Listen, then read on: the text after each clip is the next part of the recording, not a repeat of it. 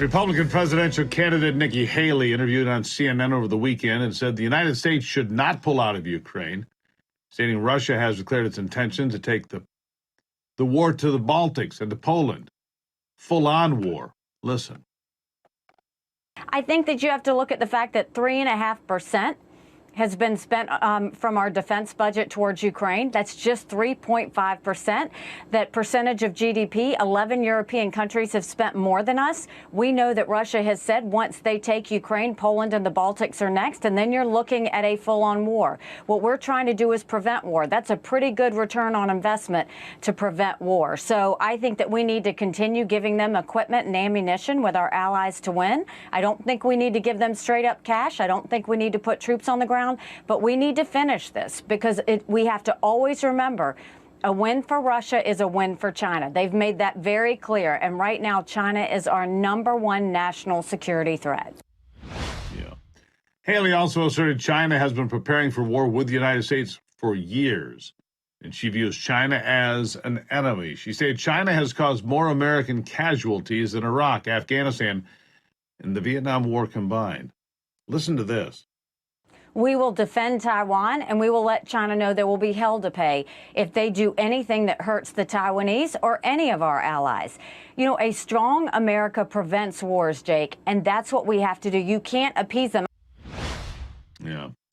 She emphasized that the United States needs to deal with China first, declaring we will defend Taiwan and there will be hell to pay. Haley argued a strong America prevents wars and China cannot be appeased. Instagram's newest text-based social platform, Threads, features a new search function that blocks searches. Most notable is the prevention of any content related to COVID, long COVID, redirecting users instead to the Centers for Disease Control and Prevention.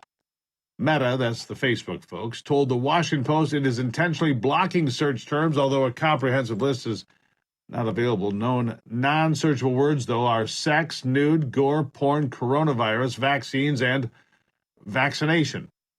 Meta's statement said the search functionality is temporary for sensitive subjects and will update the search function once we are confident in the quality of the results. COVID numbers have been on the rise with a 16% increase in hospitalizations over the last week. For the week of September 2nd, there were 18,878 cases, 271 deaths, down from 658 for the week ending August the 26th, and significantly lower from the same week last year, which saw 34,500 hospitalizations and almost 3,000 deaths. Meanwhile, Meta has chosen essentially to implement parental controls for all users. All users. Minnesota, this story is just bizarre, has opened its doors to illegal aliens, allowing them to obtain driver's licenses with no legal status whatsoever. Under the new driver's license for all, approximately 81,000 people are expected to become eligible when the law goes into effect October 1st. Minnesota Governor Tim Walz removed the legislative requirements for applicants, reversing a law written in 2003 barring illegals from getting licenses due to security risks following those attacks on September the 11th. Applicants must pass a written and road test and show identification such as an unexpired passport, photo ID from a consular, or a certified foreign birth certificate. Officials hope the new law will enhance public safety by ensuring all drivers are licensed, insured, and have received proper education. The law also ensures that personal information will not be shared with immigration authorities. According to the National Conference of State Legislatures, 18 other states have granted licenses to migrants regardless of immigration status. Sounds like a mistake to me, but we'll see. Nike permanently closed its Martin Luther King Jr. Boulevard store in Portland, Oregon, after 40 years in business due to several years of criminality and safety concerns making the continued operation untenable. According to Oregon Live, the company's decision followed Portland Mayor Ted Wheeler's rejection of providing off-duty police officers to protect the store. Crime has risen, with shootings and homicides up 300% from 2019 to 2022.